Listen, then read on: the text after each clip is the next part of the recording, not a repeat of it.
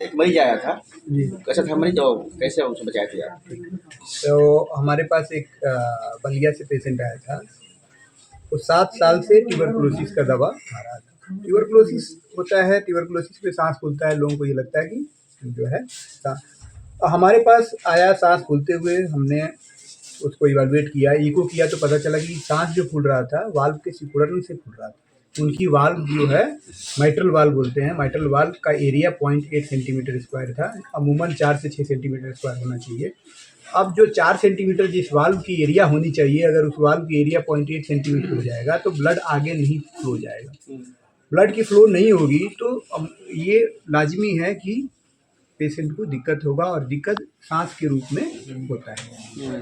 अब हम लोग उस पेशेंट को स्टेबलाइज किए, और स्टेबलाइज करके बैलून के थ्रू बिना चीड़-फाड़ किए पैर के नस से थोड़ी सी चीड़ा लेकर के और हार्ट के दिल में एक छेद करके बैलून को क्रॉस करके उस वाल्व को बैलून के द्वारा खोला गया।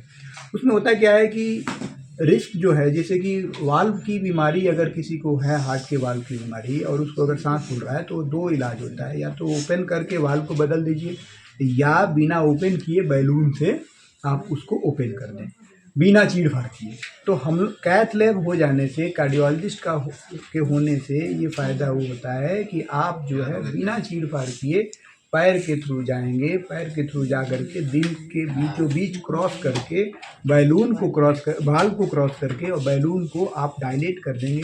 हमारे पास वीडियो अवेलेबल है, उसका प्रोवाइड करा देंगे आपको। और बैलून को आप क्रॉस कर देंगे और जो है वाल्व खुल जाएगा। वाल्व खुल जाएगा, ब्लड की फ्लो जो है मेंटेन हो जाएगी, और जो सिम्टम सांस फूलने की है, कमजोरी की सिम्टम है, वो रिजॉल्व कर जाएगा ड्यू कोर्स ऑफ टाइम। अब रह गया ये होता कैसे है। तो जो वाल्व का सिकुड़ाहट होता है उसको, ये बीमारी का नाम है रूमेटिक हार्ट डिजीज, और बीमारी का नाम है माइट्रल स्टेनोसिस। स्टेनोसिस का हिंदी होता है सिकुड़ाहट। वाल्व माइट्रल वाल्व है और स्टेनोसिस का मतलब होता है सिकुड़ाहट। तो बीमारी का नाम हो गया माइट्रल स्टेनोसिस, और होल डिजीज का नाम है रूमेटिक हार्ट डिजीज।